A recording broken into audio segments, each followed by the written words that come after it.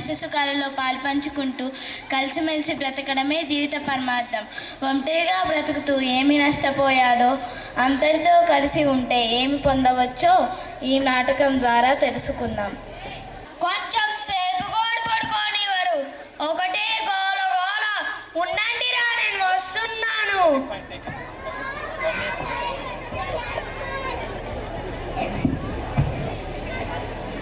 ఏమయ్యో, ఎవరు అయ్యా నువ్వు? హాయిగా చెట్టు నీడ కింద పడుకున్నావు. ఎవరండి? ఏం జరిగింది? నా చెట్టు నీడలోనే పడుకున్నది కాకుండా నన్నే ఏమిటి అడుగుతున్నావా? కాదండి, చాలా దూరం చూస్తున్నా. ఎండ ఎక్కువగా ఉండటంతో కాసేపు విశ్రాంతి తీసుకుందామని అలా పడుకున్నాను. పడుకున్నది చాలే గాని ఇక్కడి నుంచి దయచేయండి. ఎందుకు? ఎందుకంటే ఈ చెట్టు నాదే, ఈ నీడ నాదే, అందుకని. ఇది చాలా విడ్డూరంగా ఉండే. చెట్లు నాటేది బాటసారుల కోసమే కదా. అదంతా నాకు తెలీదు. ఈ చెట్టు నాదే, ఈ నీడ నాదే. నా అనుమతి లేకుండా నువ్వు ఇక్కడ విశ్రాంతి తీసుకోకూడదు. వీడెవడో చాలా మూర్ఖుల్లా ఉన్నారే. వీడికి తగిన గుణపాఠం చెప్పాలి. సరే అండి, ఈ చెట్టు నీడని నాకు అమ్ముతారా? ఈడెవడో అమాయకుల్లో ఉన్నాడే. చెట్టు నీడని ఎవరైనా కొంటారా? నాదే పోయింది అమ్మటానికి. సరే అండి, అమ్ముతాను. నీడ ఖరీదు ఎంతండి? 2000. అమ్మో, అన్ని డబ్బులే? చల్లని నీడ ఊరికే వస్తుందా ఏంటి? సరే అండి, ఇదిగో 2000. ఆహా, ఈరోజు నా అదృష్టం పండింది. శివయ్య మళ్ళీ పడుకున్నాడు. కొంచెం సేపటికి నీడ వసారాలోకి చేరింది. శివయ్య కూడా వసారాలోకి చేరాడు.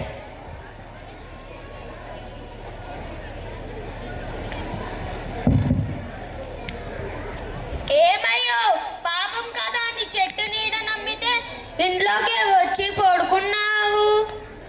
నా నీడలో ఒకదే నేను పడుకున్నాను. శివయ్య మళ్ళీ పడుకున్నాడు. ఇంకొంచెం సేపటికి నీడ పెరట్లోకి వెళ్ళింది. శివయ్య కూడా పెరట్లోకి వెళ్ళి కూరగాయల్ని కోసుకుంటున్నాడు.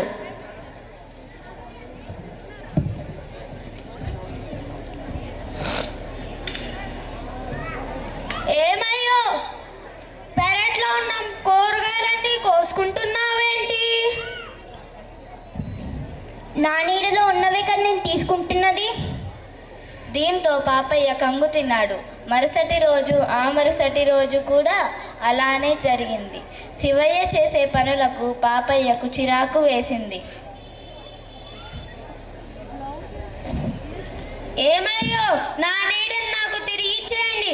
ఇదిగోండి మీ డబ్బులు. ఈ పద్ధతి నాకు నచ్చిందండి. నేను నా నీడను తిరిగి ఇవ్వను. దీంతో పాపయ్యకి కోపం నశాలానికి అంటింది. ఆగు, ఊరి వాళ్ళందరినీ పిలిచి నీ సంగతి తేలుస్తాను. జరిగిందంతా ఊరి వాళ్ళకి చెప్పాడు. కానీ ఊరిలో వాళ్ళు పిసినారి పాపయ్యకు తగిన శాస్తి జరిగిందని నవ్వుకున్నారు. లాభం లేదు, నాకు ఊరి వాళ్ళు ఎవరూ సాయం చేయట్లేదు. పద, ఊరి పెద్ద దగ్గరికి వెళ్దాం. పద. జరిగిందంతా ఊరి పెద్దకు చెప్పాడు. ఆ ఊరి పెద్దకు పాపయ్య సంగతంతా బాగా తెలుసు.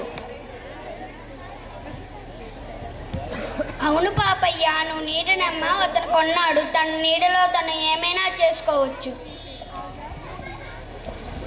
అంతేలే, నేను ఎప్పుడు ఎవరికైనా సాయం చేశానా ఏంటి? నాకు ఇప్పుడు ఒకళ్ళు కూడా సాయం చేయట్లేదు. నాకు బుద్ధి వచ్చింది. ఇప్పటి నుంచి అందరితో కలిసి ఉంటాను. ఈసారికి నన్ను క్షమించండి. అయ్యో భలేవారే, మీ తప్పు మీకు తెలియాలని నేను ఇలా చేశాను అంటే అండి. శివయ్యకు పాపయ్య డబ్బులు తిరిగి ఇచ్చేశాడు. అప్పటి నుండి ఊరి వాళ్ళతో ఎంతో ప్రేమగా ఉంటూ అందరికీ సాయం చేస్తూ ఉన్నాడు. పాపయ్యలో వచ్చిన మార్పుకు ఊరి వాళ్ళంతా ఆశ్చర్యపోయారు.